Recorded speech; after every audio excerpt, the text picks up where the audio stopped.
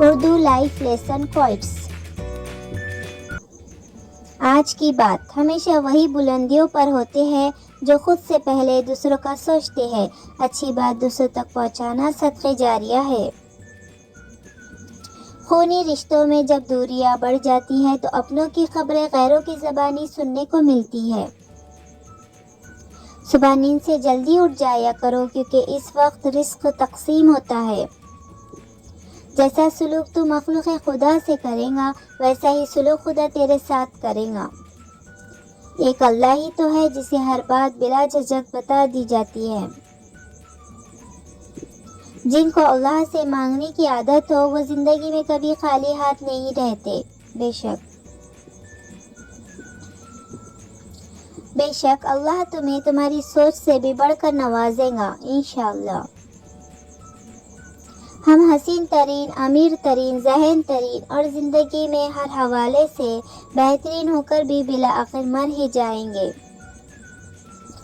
انتھک محنت کرنے والے کبھی مایوس نہیں ہوتے۔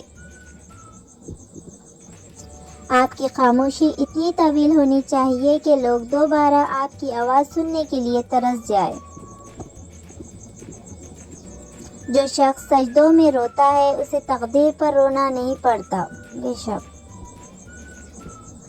استاد علم کا چراغ ہوتے ہیں جو تاریکی میں راہ دکھاتے ہیں۔ روٹنا اور منانا زندگی کا حصہ ہے، بس خیال رکھنا کہ ناراضگی زبان تک رہے، دل میں عزت اور پیار ہو۔ خدا کرے تمہارے وجود کے اداس ترین حصوں میں پھول کھل اٹھے۔ خدا تمہیں وہ بہاریں عطا کرے جن کی کوئی خزاں نہ ہو۔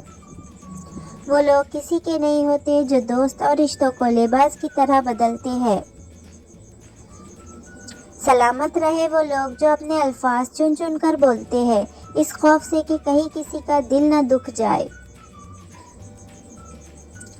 پرانے زمانے میں لوگ ایک دوسرے کی ہمت بڑھاتے تھے، آج کل ہمت تو کوئی نہیں بڑھاتا، البتہ ہر دوسرا شخص بلڈ پریشر بڑھا کر چلا جاتا ہے۔ انسان کا سب سے بڑا دشمن اس کا دماغ ہے، پکڑ پکڑ کر لاتا ہے ان لمحوں کو جو شدید اذیت دیتے ہیں۔ تہجد کے وقت جب روتی ہوئی آنکھیں اللہ کو مناتی ہے تو خواب حقیقت بن جاتے ہیں اور تعبیر کن میں بدل دی جاتی ہے۔ بے شک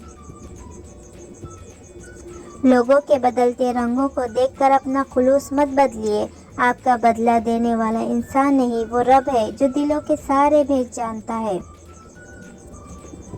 ان میں سے آپ کو کون سے اردو کوئٹس پسند آئے ہمیں کامنٹ کر کے ضرور بتائیے، اور ایسے نئے اردو کوئٹس پانے کے لیے ہمارے اس چینل کو لائک کریں، کامنٹ کریں، شیئر کریں، سبسکرائب کرنا بالکل نہ بھولیں۔